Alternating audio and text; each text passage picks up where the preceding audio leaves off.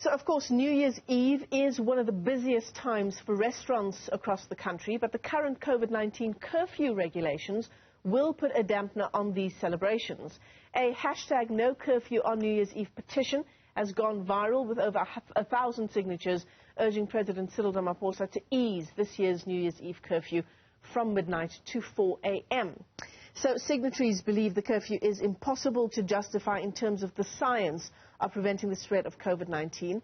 Let's get you more on this now. We're joined by Randolf Jorberg, who is the chairperson of the Long Street Association. Randolf, you'll correct me on the pronunciation of your name. Is it Jorberg?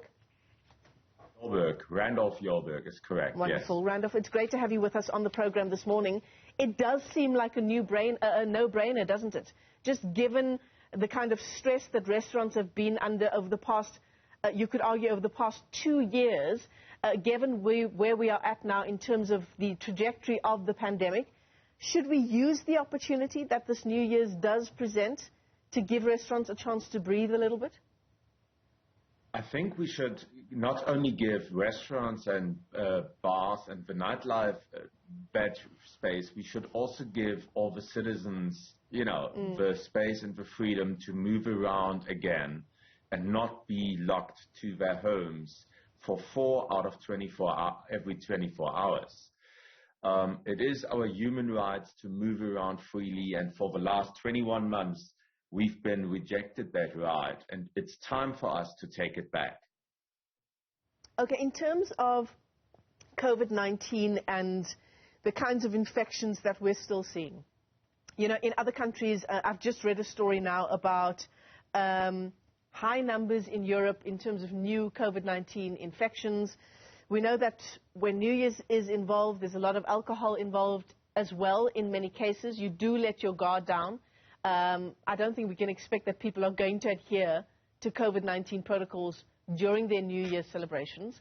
How do we balance the two? How do we make a responsible decision insofar as COVID-19 is concerned and balancing, as we've always said, lives versus livelihoods? Well, you like me, we are not virologists, but from my understanding from the hospitals, front on the hospitals in South Africa, the wards are empty. The COVID isn't the issue anymore that it was at a different time of the pandemic, and it's now become an endemic. So we are all going to have the virus sooner or later, but it's not going to affect us strongly anymore. That seems to be the reality on the ground in South Africa, and hence South Africa needs to take a bold step and send a signal to the world that South Africa is very much open to business and visitors, and visitors coming to visit South Africa will not be locked into their accommodation during the night, but are free to roam the streets. It's safe to roam the streets and enjoy the beauty of the country. Yeah, it does seem a bit at odds with each other, doesn't it? We're appealing for people to come and visit our shores, and yet there are these restrictions in place insofar as celebrating the New Year is concerned. Yes. Yeah. When we launched the petition, there was also a lot of voices, coming from the churches that, are asking for the right to gather at night back. And we know, not everybody is now immediately going to flock to the streets to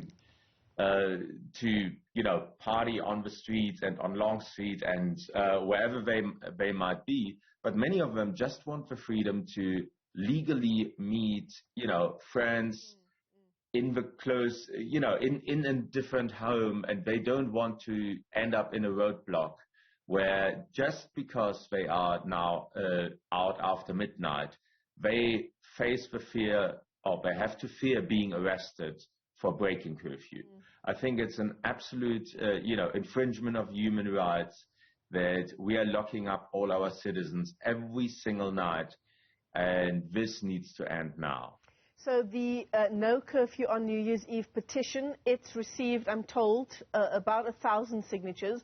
We don't have much time, or at least you don't have much time, and the people who are managing this petition to the powers that be. What kind of response are you already seeing, perhaps, from government. Who do you speak to once you have more signatures on this petition?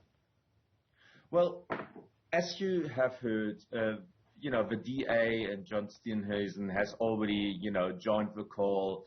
The churches have joined the call. And as we know, it's not petitions that change politics.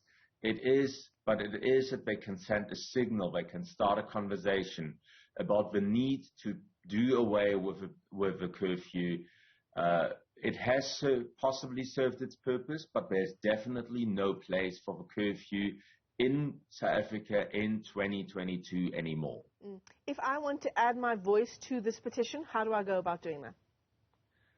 It's currently, on change.org/ and the SA curfew, but it's also linked to on all the social media channels of my beer house business, so it's easy to find, and we are all getting together under the No Curfew on New Year's Eve hashtag.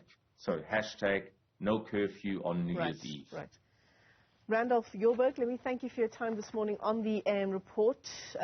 Petition going out there to can the curfew in time for New Year's Eve. If you'd like to take part as well, there is the hashtag No Curfew on New Year's Eve petition. Randolf, let me thank you for your time this morning.